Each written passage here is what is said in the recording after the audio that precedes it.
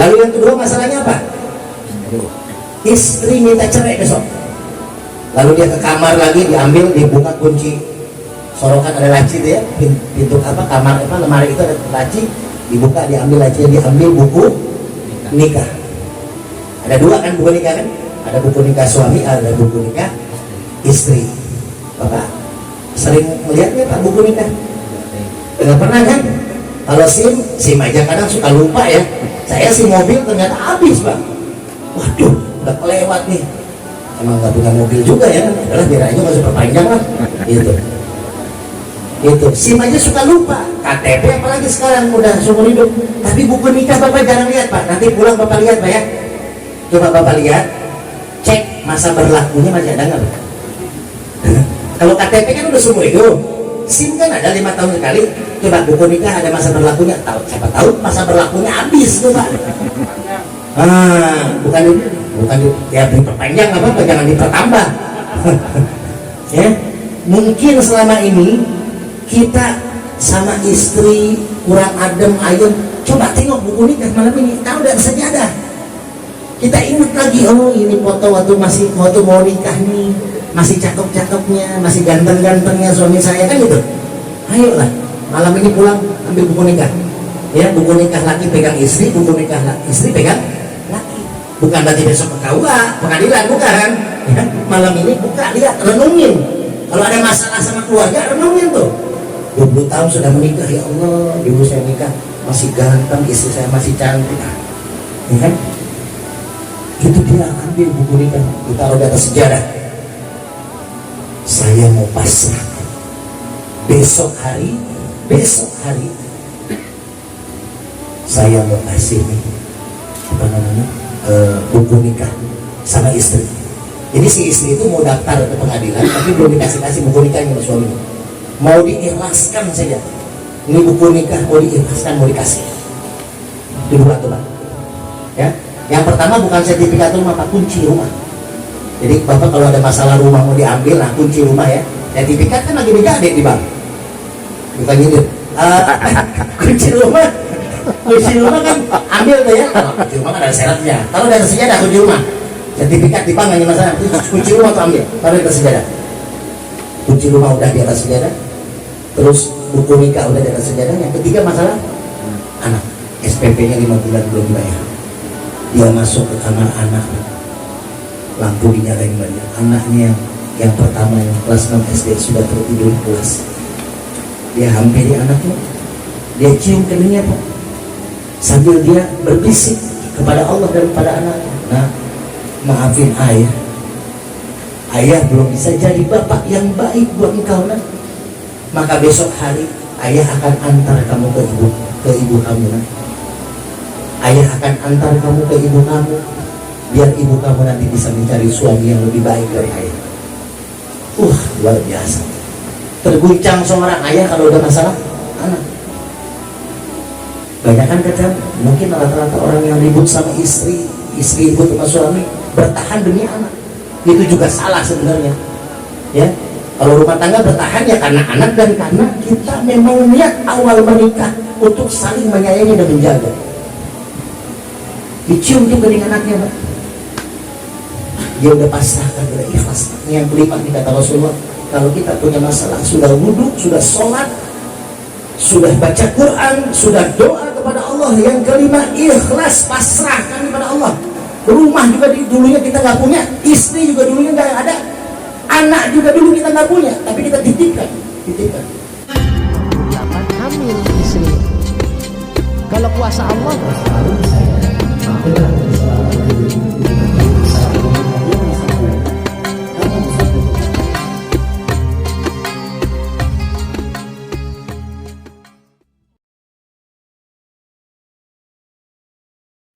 wawasan kita tentang kehidupan kita, mungkin barangkali kita selama ini di dalam membina rumah tangga ada yang kurang sempurna, mungkin barangkali ada keterangan dari Al-Quran maupun hadis yang nanti akan dijelaskan oleh beliau di kitab Al-Qur'an dari Permana. Pada malam hari ini insya Allah akan membahas tentang 6 hal ketika kita punya masalah. 6 hal ketika kita punya masalah. Jadi kita semua harap maklum adanya sambil ngopi ya. Ada yang makan belum selesai? Lanjut aja, lanjut. Ya, belum selesai. Udah makan semua? Ngopi. Ya, beberapa menit kemudian nanti akan disampaikan oleh guru kita bersama. Pada guru kita bersama itu Bapak Ustaz Daripada Manawang sudah buat kami persilakan dengan syarahul masalah Nabi Muhammad.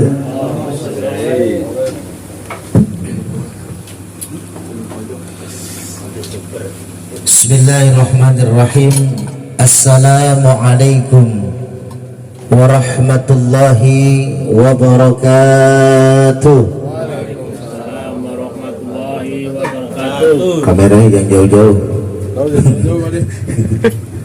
Tersuaranya hilang. Alhamdulillahi rabbil alamin. Salatu wassalamu ala asrafil anbiya wal mursalin wa ala alihi wa sahbihi ajma'in, amma ba'd. Allahumma salli ala Sayyidina Muhammad wa ala ali Sayyidina Muhammad kama sallaita ala Ibrahim wa ala ali Ibrahim fil alamin innaka Hamidum Majid. Bapak-bapak, para jamaah, alhamdulillah, sebelumnya saya memohon maaf. Saya tadi pagi jam 7 acara di Cilodong, Rakerda Forum Ulama Kota Depok, sampai dengan menjelang maghrib, sampai rumah setengah 7, langsung mandi, langsung berangkat lagi Pondok Duta ceramah bersama Pak Haji Kulkifan, caleg DPRD Provinsi. Baru selesai tadi jam 10 kurang, langsung meluncur ke sini. Jadi mohon maaf tadi sudah ngebut, tapi ternyata waktu jualah yang bisa sampai di sini, alhamdulillah masih bisa ketemukan. Jadi sambil santai saja, yang mau ngopi-ngopi, yang mau nambah makan tolong jangan, karena saya juga belum makan. Ya, saya udah bawa sorban nih. Sorban ini tugasnya di dalam dong sebagian. Ini saya kayak nyeramain Ustaz Sutrisno ini. Nah, ayo dong di dalam. Sambil ngopi nggak apa-apa, nggak usah ini. Sambil makan jeruk, sambil ngopi, ayo. Yang penting jangan ngebungkus, ya. Ustadznya belum makan. Para jamaah, Ayo, di dalam Pak. Seperti yang guru kita sampaikan bahwasanya duduk kita mau di merapat, insya Allah doa-doa kita Gitu. dijawab oleh Allah SWT. Kalau saya mengisi, ayo di dalam. Yang lebih dekat lebih banyak pahalanya, insya Allah. Ya. Isi dulu di dalam. Terus apa ngerokok bebas. Ayo sambil ngerokok, nggak apa-apa, santai aja. Masuk aja semuanya. Masih Ayo, ada jalan tempat, dulu. silakan masuk. Tuh di luar masih ada 200 orang tuh. Di luar, tapi di luar sono jadi jajar. Masuk. Ayo terus isi dulu. Ayo, ini ada rokok, ada kopi di dalam. Masuk. Terus. Duduk sini. Rapat. Nah, gitu. Kalau bisa usahakan dari lutut ke lutut bisa berdempelan. Terus masuk lagi. Ini masih ada satu lagi sini, Pak. Dalam, Pak. Ayo sini masuk. Iya. Alhamdulillah. Ya, kita lanjut. Bahwasanya ada cerita nih, Pak. Ya, biar kita nggak terlalu formal ya.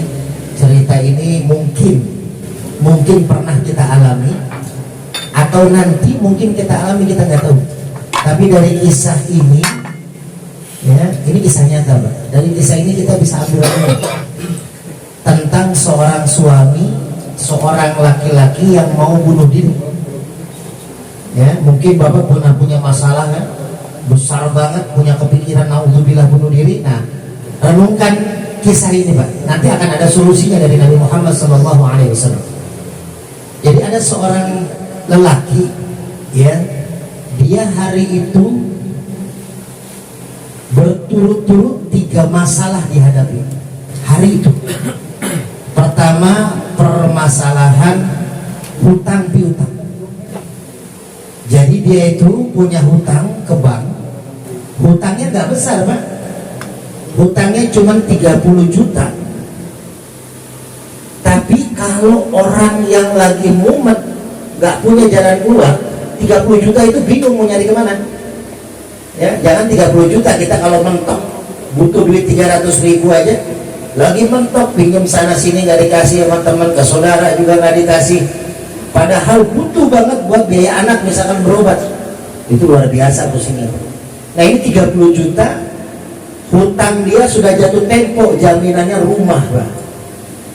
Kalau tidak dibayar, kata debt kolektornya, kata yang nagih hutangnya, ini kebetulan hari Minggu nih Pak, ini hari Minggu, kata debt kolektornya nanti Senin kalau tidak dibayar rumah kami ambil. Nih satu masalah nih Pak. Masalah yang kedua,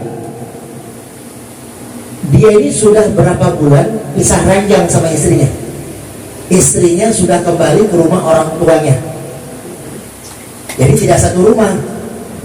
Jadi si laki-laki ini istrinya sudah pisah ranjang, sudah pindah ke rumah orang tuanya, ya sudah berapa bulan.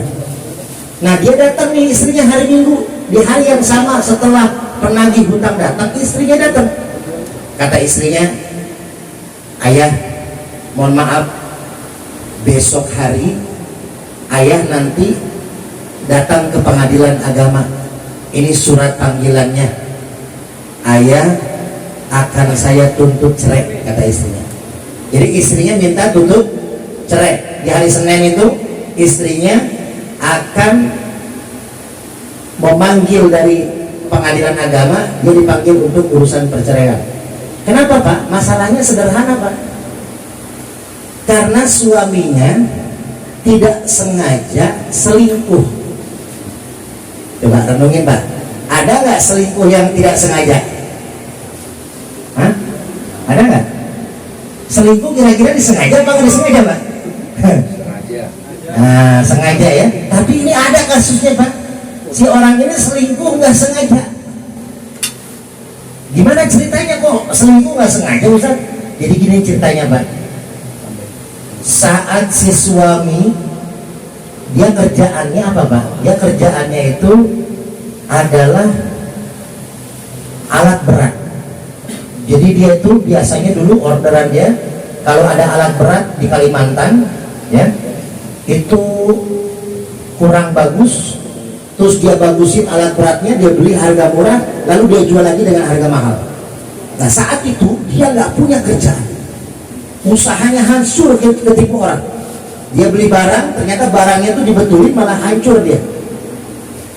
Di saat dia kebelet utang, ya dia pusing, akhirnya dia mabok tuh Pak, ke diskotik tuh, mencari pelarian. Dia minum minuman. Ketika mabok ketemu sama cewek juga yang mabok di diskotik. Laki mabok, perempuan mabok, sama-sama nggak sadar, ketawa bercanda di diskotik dalam keadaan mabok, pulang bareng. Padahal nggak kenal nih sama si cewek. Si ceweknya orang kenal sama si laki, ketemu aja di bar itu. Pas pulang bareng, ya namanya orang lagi mabok, disebut sadar enggak, disebut enggak juga agak sadar dikit. Dia mampirlah ke hotel itu berdua tuh. Terjadilah Pak malam itu tuh di hotel tuh. Pas bangun tidur si lakinya sama si perempuannya sama-sama kaget. Pas sudah sadar kan, waduh kita tadi malam sudah melakukan sesuatu yang tidak baik, tidak benar. Tapi karena kita sama-sama mabok, kita sama-sama gak kenal, bahkan si laki nggak tahu nama si perempuan nggak tahu nama si laki. Nah itu selingkuh nggak sengaja tuh Pak, ya selingkuh nggak sengaja, tapi tetap aja selingkuh. Akhirnya si laki pulang, si perempuan pulang, udah namanya nggak kenal ya. Tapi ternyata Pak, setelah 5 bulan datang seorang wanita ke rumah itu, ketok-ketok pintu. Pas dibuka, cewek yang 5 bulan yang lalu tidur bareng sama dia di hotel. Si laki kaget, ada apa Mbak? Kok datang ke sini? Kan kita sama-sama udah bilang, ya sudah aja pagi itu. Memang begitu Pak. Tapi ternyata ketika pertama kali kita main langsung hamil si perempuan itu. Akhirnya istrinya tahu, walaupun ini selingkuh nggak sengaja, mah ayah kan selingkuh nggak sengaja dalam keadaan mabuk, ya tapi tetap aja perempuan Pak, wanita kalau diuji oleh ekonomi banyak yang kuat. Coba deh Bapak lihat, banyak orang-orang yang hidup di kampung sampai tua awet Pak rumah tangganya, padahal mungkin kadang sehari makan sehari enggak. Tapi ekonomi mah banyak yang lulus lah, ujian rumah tangga. Tapi kalau udah kepercayaan, baik itu laki-laki, baik itu perempuan, biasanya ini berat mempertahankannya. Nah ini yang kedua nih Pak, makanya istrinya minta cerai karena suaminya selingkuh. Besok Senin, selain rumah mau diambil sama bank, istrinya pun menunggu di pengadilan. Ini masalah yang kedua nih Pak. Masalah yang ketiga berhubungan sama anaknya. Anaknya ini minggu pagi main bola. Anaknya itu ada dua Pak. Anak yang paling besar kelas 6 SD. Yang kedua masih kelas 3 SD. Nah anak yang kedua itu ikut sama ibunya tuh, tinggal sama kakek neneknya karena mau cerai kan. Nah anak yang pertama tinggal sama bapaknya yang kelas 6 SD. Nah si anak ini main bola, pulang sore lalu bilang sama bapaknya, ini istrinya udah pulang, si penagih hutang bank udah pulang. Anaknya cerita pulang main bola, ayah, bapak, besok Senin bapak harus melunasi uang SPP 5 bulan belum bayar. Saya ditegur sama wali kelas, kalau sampai 5 bulan itu nggak dibayar, saya nggak bisa ikut ujian minggu depan. Tuh 3 masalah Pak. Padahal uang SPP paling gede paling 50.000 sebulan, 5 bulan 250.000. Tapi kalau namanya lagi sulit Pak, namanya lagi sulit, dari 10.000 aja susah. Saya pertama kali pindah dari Priuk ke Depok Pak, nggak ada yang kenal saya. Ya, ceramah saya masih di Priuk. Jadi di Depok tuh saya transit aja, istri di Depok, anak di Depok, saya sampai seminggu bisa 4 hari 5 hari di Priuk, sehari 2 hari di Depok. Karena ngajar saya, dakwah saya masih di Depok, masih di Priuk. Di Depok mah sebulan juga belum tentu kita ketemu rezeki, karena belum kenal gitu. Nah inilah Pak, 3 hal ini yang membuat si bapaknya malam harinya, malam Senin Pak, ya habis sekitar jam segini lah, jam 10 nih, ya dia berpikiran mau bunuh diri karena sudah buntu Pak. Pertama apa? Masalah rumah besok akan diambil oleh bank. Kedua, ditunggu di pengadilan oleh istrinya karena selingkuh tidak sengaja katanya. Yang ketiga, anaknya harus ditagih besok bayar SPP 5 bulan, dia nggak punya uang sama sekali. Akhirnya si orang ini malamnya jam 10, ya dia mau bunuh diri. Ternyata Pak, dia ingat kan, oh jam 10 malam, saya udah lama nih bertahun-tahun belum sholat kata dia. Terakhir sebelum bunuh diri mau sholat isya dulu kata dia gitu. Padahal sholat subuh enggak, duhur enggak, asar enggak, maghrib enggak. Cuma dia bilang, dia pikir kan mau bunuh diri sebelum meninggal mah sholat dulu deh gitu, sebelum mati gitu ya. Minimal dia sebelum mati itu ya tobat-tobat dulu lah gitu ya. Akhirnya dia ngambil wudhu Pak. Nah dari kisah ini kita bisa ambil nanti petik, dengan tidak sengaja si bapak ini melakukan 6 hal yang diajarkan oleh Rasulullah ketika kita punya masalah. Kita belajar nih Pak, ketika kita punya masalah mentok, masalah rumah tangga, masalah anak, masalah usaha, karir, lakukan 6 hal ini. Ini yang ngejamin bukan Ustadz Ade Permana, bukan saya, tapi Rasulullah Sallallahu Alaihi Wasallam. Ini hadis sahih. Apa yang Rasulullah ajarkan? Kalau kita punya masalah berat banget Pak, kayaknya udah gak ada jalan keluarnya nih, hitung-hitungan logika saya nggak bisa Ustaz, masalah ini berat. Kata Rasulullah apa? Falyatawaddo. Pertama berwudu. Kalau kita punya masalah udah mentok Pak, mana-mana ambil air wudu. Ambil apa Pak? Air wudu. Dilakukan nih sama si bapak ini, dia ngambil air wudu. Ketika lagi ada masalah Pak, itu masalah itu kan tumbuhnya akhirnya ke emosi, kepikiran ya. Nah emosi itu datangnya dari setan. Setan itu dibuat dari api. Fa idza ghadiba ahadikum falyatawaddo.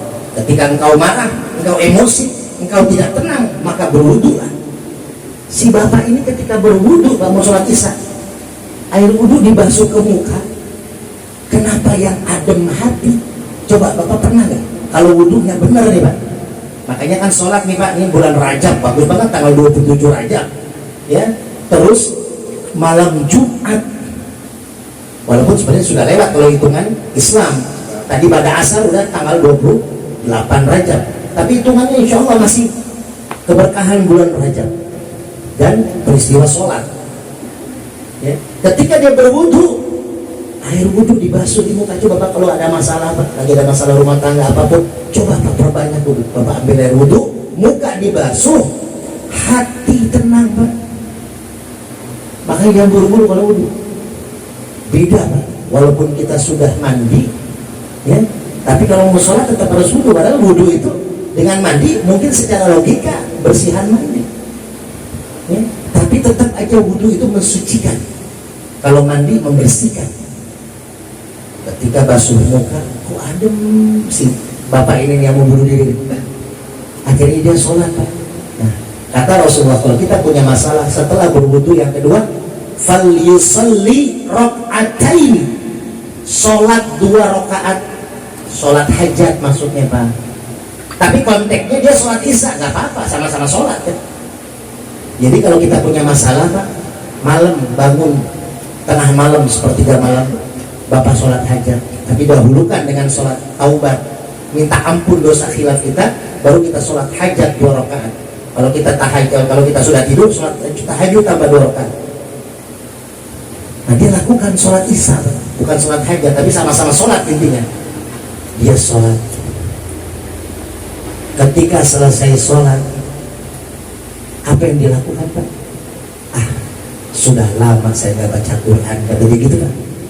Terakhir sebelum bunuh diri, kata dia gitu. Ya udah bertahun-tahun kan nggak sholat, udah bertahun-tahun nggak wudu, udah bertahun-tahun nggak ngaji. Quran ada, masih bagus Pak. Ada di sini Quran yang bagus di rumah. Kebanyakan gitu Pak ya. Quran ini masih ada sampul plastik putih malah. Quran yang bagus, Quran yang lecek Pak. Berarti sering dibaca. Anak saya Pak umur 3 tahun udah hatam Quran dibolak-balik sama anak saya. Dibolak-balik, bukan dibaca. Umur 3 tahun udah hatam dibolak-balik sampai lecek Quran. Ya. Quran diambil Pak, diambil terakhir sebelum bunuh diri dia. Kata Rasul yang ketiga, kalau kita punya masalah setelah wudu, setelah sholat 2 rakaat, maka qiraatil Quran, baca Quran. Ketika dia baca Quran, buka Quran, apa yang dia baca? Apa yang dibaca? Walillahummal malikal mulk tu'til mulka man tasha wa tanzi'ul mulka mimman tasha wa tu'izzu man wa tudhillu biyadikal innaka ala kulli syai'in qadir. Itu pas dia baca, dan dia baca terjemahannya. Sebenarnya bisa ngaji karena kecilnya di kampung. Dia ngaji jago, cuma udah lama tetap aja dasarnya dia bisa ngaji. Dia ngaji, dia baca artinya, dia meneteskan air mata. Tuh Pak, ini amalan nih. Kalau Bapak mau ada hajat apapun bentuknya, dawamkan nih Pak ayat ini Pak, salah satunya. Qulillahumma malikal mulk, Qulillahumma, katakan ya Allah, Allahumma, Allah malikal mulk, yang merajai raja yang ada. Siapa raja? Raja dangdut, Roma Irama, itu masih di bawahnya Allah. Semua raja yang merajai Allah. Qulillahumma malikal mulk tu'til mulka man tasha. Dia memberikan kerajaan, kemakmuran, kesempatan, kepemimpinan kepada orang yang dimaui oleh Allah. Ini para caleg ini harus baca ini, harus memahami ayat ini. Ya, kalau memang Allah sudah berikan titah dia menjadi pemimpin, jadi. Makanya nggak usah terlalu stres, jalanin aja. Yang penting dia niatnya untuk ibadah. Kayak tadi saya dengan Pak Kurtiva, saya ceramah, saya terangin, walaupun beliau sahabat saya, niatin ibadah. Kalau niatin ibadah mau jadi nggak jadi, lillahi ta'ala. Inna sholati wa nusuki wa mahyaya wa mamati lillahi rabbil alamin. Walaupun udah keluar duit banyak, udah keluar apa, Ya alhamdulillah kalau niatnya baik, insya Allah Allah juga akan berikan jalan kebaikan nih. Dia baca ayat itu, masya Allah, iya ya. Yang punya kekuatan Allah, yang punya kuasa Allah. Saya emang nggak punya apa-apa. Dulu juga nggak punya apa-apa, kata dia gitu. Akhirnya ayat Quran itu dijadikan zikir sama dia, Pak.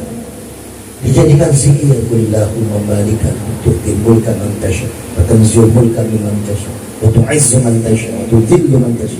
Walaupun satu kampung ingin menjatuhkan kita, kalau kata Allah enggak. Walaupun satu kampung memuji kita, kata-kata Allah jatuh. Jadi kita semuanya, Pak, atas kesempatan yang diberikan oleh Allah, bukan kehebatan kita. Saya sebagai ketua bidang dakwah ulama Kota Depok, apa karena saya hebat? Oh, Pak, banyak ustadz yang jago, yang ahli kita. Kenapa kalau kata kiai-kiai teman-teman saya, aduh Ustaz ada yang melaris? Bukan masalah, mungkin bukan masalah ilmu, karena orang mungkin senang atau cocok, bukan masalah ilmu. Saya ilmu gak ada apa-apa. Inilah Allah mungkin yang lagi ngangkat kita. Nah, dia berpikir, iya semua milik Allah. Udah, dia berzikir lalu dia berdoa.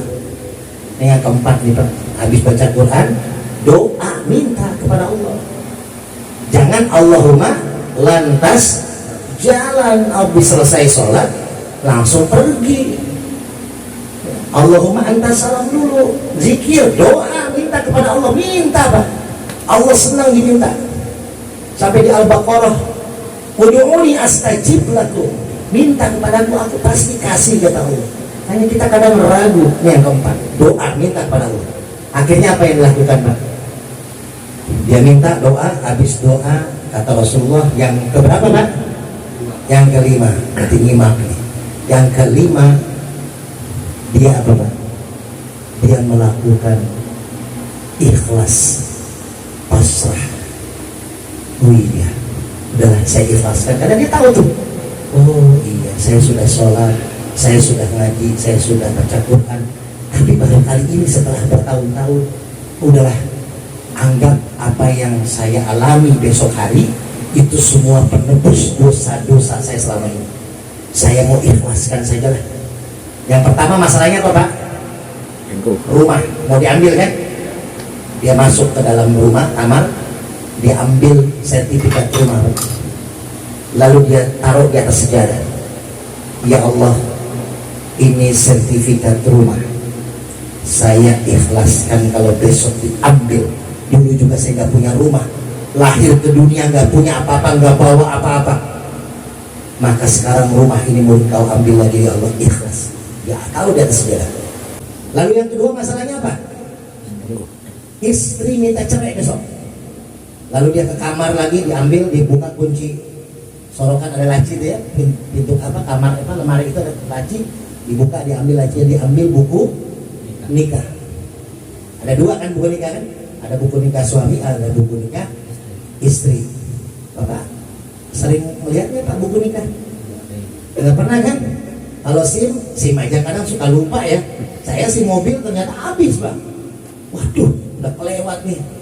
Emang nggak punya mobil juga ya, adalah biar aja masih perpanjang lah, gitu. Itu SIM aja suka lupa, KTP apalagi sekarang udah seumur hidup. Tapi buku nikah Bapak jarang lihat, Pak. Nanti pulang Bapak lihat, Pak ya. Coba Bapak lihat, cek masa berlakunya masih ada nggak, Pak? Kalau KTP kan udah seumur hidup, SIM kan ada 5 tahun sekali. Coba buku nikah ada masa berlakunya, tahu? Siapa tahu masa berlakunya habis tuh, Pak. Bukan ya diperpanjang apa-apa, jangan dipertambah. Ya, mungkin selama ini kita sama istri kurang adem ayem. Coba tengok buku nikah malam ini, tahu dan sejadah. Kita ingat lagi, oh ini foto waktu masih waktu mau nikah nih, masih cakep-cakepnya, masih ganteng-gantengnya suami saya kan gitu. Ayolah, malam ini pulang ambil buku nikah.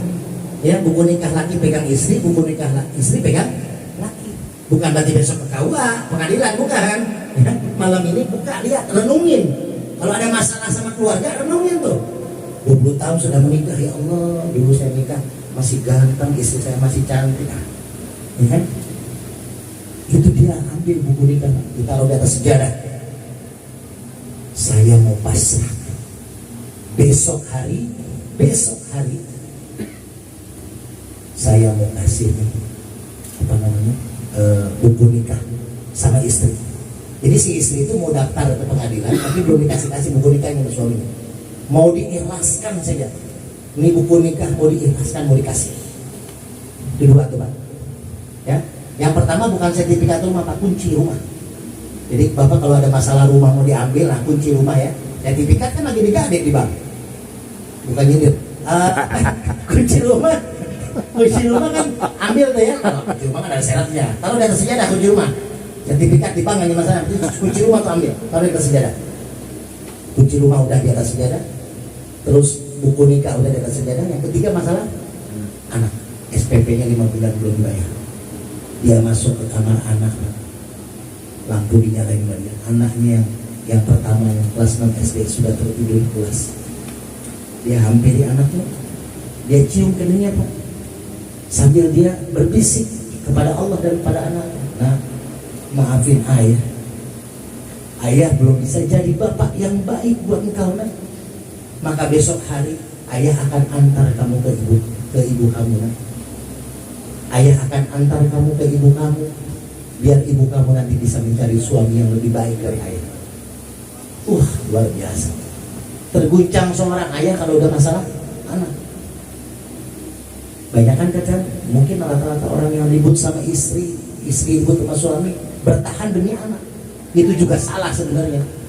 Ya, kalau rumah tangga bertahan ya karena anak dan karena kita memang niat awal menikah untuk saling menyayangi dan menjaga. Dicium tuh kening anaknya Pak. Dia udah pasrahkan, udah ikhlas. Yang kelima nih kata Rasulullah, kalau kita punya masalah, sudah wudhu, sudah sholat, sudah baca Quran, sudah doa kepada Allah. Yang kelima, ikhlas, pasrahkan kepada Allah. Rumah juga dulunya kita nggak punya, istri juga dulunya nggak ada, anak juga dulu kita nggak punya, tapi kita titipkan. Akhirnya dia zikir di sejadah, dia ingat, oh iya ya, besok itu kan jam 9 pagi yang mau diambil rumah, isinya masih punya dia. Ada TV, ada lemari, ada kunci mobil 3, kuncinya doang Pak. Mobilnya nggak ada. Dia ingat, ya Allah iya ya, masih ada barang-barang saya. Dia niat Pak, besok pagi sebelum diambil sama bank, saya niat habis sholat subuh saya akan bilang sama jamaah di masjid, karena dia niat mau ke masjid nanti subuh, mau sholat berjamaah di masjid. Dia udah lupa tuh Pak sama bunuh diri, udah nggak kepikiran lagi sama bunuh diri. Dia bilang, saya besok sholat subuh berjamaah, saya mau bilang sama jamaah masjid, kalau ada yang butuh TV ambil di rumah saya, kalau ada yang butuh lemari ambil di rumah saya mau kosongin rumah biar dosa saya minimal diampuni oleh Allah Subhanahu wa ta'ala. Dia sedekah tuh Pak. Bayangkan Pak, dia menjalani apa yang Rasulullah ajarkan dari pertama sampai ke-6. Yang ke-6, fal yatasoddaq kata Rasulullah. Kalau kita punya masalah pengen diberikan jalan keluar, yang terakhir fal yatasoddaq, sedekah. Sedekah lagi ada mau wajar. Kita punya duit 1 juta, sedekah 100.000 ya kecil. Tapi ketika kita punya 100.000 suruh sedekah semuanya, itu yang berat. Dia nggak punya. Ketika nanti dikasih semua dia nggak ada duit. Mungkin dia lalang buana kemana laki-laki ini sendiri. Akhirnya dia zikir sampai menjelang azan subuh, dia nggak tidur malam itu. Akhirnya pas azan, sebelum azan dia datang ke masjid, dia azan Pak. Dia pikir saya udah lama, dia azan. Emang aslinya memang bagus suaranya, kan dulunya ngaji. Ketika azan semua orang kaget, ini suaranya merdu sekali, siapa yang azan? Akhirnya orang pada datang banyak sholat subuh di masjid. Lalu dia pun sholat berjamaah subuh. Sehabis subuh sampai syuruk, dia tidak keluar masjid, dia zikir. Dia zikir tuh Pak sampai jam 6 lewat. Dia pikir kan jam 9 baru datang yang petugas bank itu kan. Jadi dia zikir aja di masjid, mau minta ampun sama Allah, mau baca Quran, zikir terus lakuin di masjid. Ketika dia lagi zikir Pak, kan rumahnya tuh nggak jauh dari masjid. Dia melihat ada yang datang lewat Mas, ngetok-ngetok pintu rumahnya, kelihatan dari masjid, dari samping. Masya Allah, ini kan baru jam 6, janjinya rumah saya mau diambil jam 9. Cepet banget ya urusan utang mah gitu ya. Akhirnya dia berhentiin zikirnya, dia pulang ke rumah. Dia hampiri tuh tamu yang ngetok pintu. Pas di balik wajah, Masya Allah, ternyata teman lamanya udah 7 tahun gak ketemu Pak. Datang ke rumahnya, datang singgah, pelukanlah dia, lalu diajak masuk. Terus, kamu mau makan apa? Kata tuan rumah dia, walaupun dia udah miskin masih ada Indomie sama telur lah gitu ya. Boleh Indomie, boleh. Mau apa? Mau nasi goreng, mau bubur ayam, tapi adanya cuma mie, kata dia gitu kan. Nawarinnya banyak. Udah bikin mie lah Pak, bikin Indomie pakai cabai dicacah, itu enak tuh ya, cabai rawit dicacah. Dia sambil bikin mie sambil netesin air mata Pak. Apa dia bilang, ya Allah, dulu mah saya nggak pernah masak begini. Kalau mau minta mie tinggal mah bikinin mie, mah bikinin kopi. Hari itu dia menyediakan tamu, Indomie dia masak sendiri, kopi dia seduh sendiri. Dia samperin dikasih sama tamu itu, bikin dua piring deh, makan mie lah pakai cabai. Lagi makan mie, si laki ini ngomong, loh kok masak sendiri, mana istri kamu? Istri saya lagi di rumah orang tuanya. Oh gitu. Ada apa nih, urusan tuh datang pagi-pagi ke rumah? Gini ceritanya, saya nih ada proyek di Kalimantan. Hari ini juga kalau kamu mau ikut saya lelang barang-barang yang dulu memang udah biasa kerjaan dia, ini ada orderan sekitar berapa miliar, untungnya itu ya kita bagi dua sekitar 60, jadi bagi dua 30 ya. Untungnya 100 juta dibagi dua 50, kita bagi dua aja. Kamu kan yang jago masalah alat berat, jadi kamu nanti tawar semurahnya, kamu lihat kualitasnya bagus. Nah ada untung 100, kita bagi dua 50. Itu Pak lagi makan mie, pas kebetulan cabenya dia gigit, kesedek Pak dia. Udah mah ibarat katanya makan cabe, udah gitu dia inget, waduh, kok tiba-tiba dia punya utang 30 juta nih, hari ini mau diambil rumah, ada yang mau ngirim duit 50 juta. Ya tapi harus Kalimantan dulu kan. Dia bilang ini, aduh maaf saya nggak bisa. Kenapa nggak bisa? Saya jam 9 mau ada tamu, kata dia. Dia bilangnya tamu Pak, bukan yang mau ngambil rumah. Aduh gimana ya. Akhirnya karena dia berpikir, udahlah, namanya juga dia coba-coba Pak. Dia bilang gini, udah kalau kamu mau tetap saya berangkat ke Kalimantan, hari ini juga siapin duit 40 juta cash. Dia bilang gitu. Dia mah asal aja Pak, namanya begitu kan harus kerja dulu baru bayar duit. Si temennya bilang apa? Oke, nanti ATM buka, kita ambil duit 40 juta saya kasih, dia bilang gitu. ATM paling jam 8 lah buka, kan masih ada 1 jam nih. Sebelum si tukang tagih rumah datang, benar kamu mau ngasih 40 juta ya? Iya. Dia pikir kan utang 30 juta, selesai kan utang rumah. Akhirnya apa? Oke deal lah kalau gitu. Dia berangkat ke ATM jam 8 Pak, ngambil uang tuh sama si tuan rumah berdua sama temannya. Si anaknya sendiri itu di rumah ya.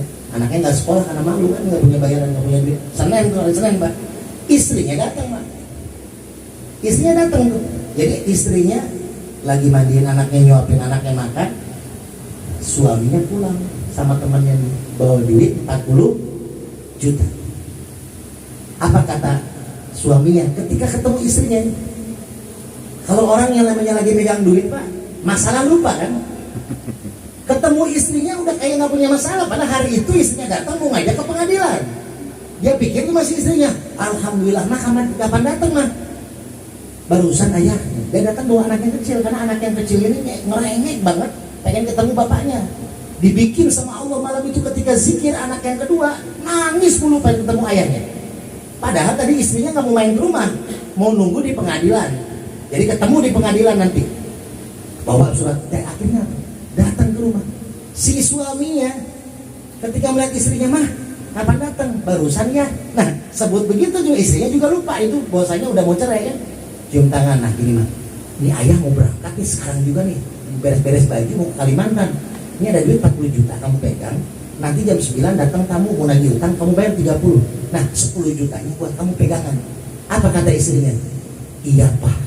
Tuh, lupa mau cerai karena duit 10 juta. Tuh Pak, kalau istri sakit kepala ada iklannya kan, jangan bawa ke rumah sakit, bawa ke toko emas ya. Makanya enak lah Satu Trisno kan orang Jawa, ini ke rumah mas-mas aja. Itu istrinya lupa Pak, dibikin nama Allah, lupa dia mau minta cerai, dapat 10 juta nih. Ya ayah mau ke Kalimantan, berarti kerjaan mulai lagi nih bertahun-tahun. Akhirnya Pak, masalah selesai. Utang si anak berapa? 50.000 kali 5 bulan, 250.000, kecil masih ada sisanya. Ini memang sebuah kisah. Belum tentu ini kisahnya valid atau tidak, tapi masalah ini yang utamanya apa Pak? 6 hal ini kalau kita lakukan jaminannya bukan dari cerita ini, tapi dari Rasulullah. Kalau kita punya masalah, lakukan 6 hal, Allah kasih ijabah. Masalah waktunya biar Allah yang ngurus Pak. Yang paling pertama apa tadi? Tawadhu, wudu. Kalau punya masalah, banyakin wudu. Yang kedua, sholat 2 rakaat sholat hajat. Yang ketiga, baca Al-Quran, qiraatul Quran. Lidah kita, tenggorokan kita, rumah kita sering dibaca Quran ada. Yang keempat, doa, minta sama Allah, jangan pelit. Yang kelima, pasrah, ikhlas. Udah ikhlasin, anak ikhlasin, istri ikhlasin, harta, rumah, semua ikhlasin ke Allah. Yang keenam, falyatasaddaq, sedekah. Ya. Kita cuma punya duit 1 juta, ya ada 25.000 tuh zakat mal keluarkan, kecil itu 25.000. Kalau setahun ya jadi 300, makanya tiap bulan kita zakat. Kita bersihkan harta kita, cuma 25%, tapi itu yang bersihkan harta kita. Ya, ini saja, tidak panjang lebar, tapi inti hikmah daripada pertemuan kita malam ini, bahwasanya Allah pasti memuji orang yang hidup. Kullu nafsin dha'iqatul maut. Setiap yang bernafas pasti mati. Tapi bukan itu masalahnya, karena itu pasti. Yang jadi masalah, wa nablukum bisyarri wal khairi fitnah wa ilaina turja'un. Kita akan diuji sebelum mati itu dengan ujian susah, ujian senang. Susah itu ujian, senang itu ujian. Wa ilaina turja'un, dan semua nantinya akan kembali kepada Allah. Kita nggak akan punya apa-apa. Inna lillahi wa inna ilaihi raji'un. Maka jangan pernah sombong, jangan pernah kita takabur, punya harta, punya jabatan, itu semua akan tidak kita bawa kepada Allah.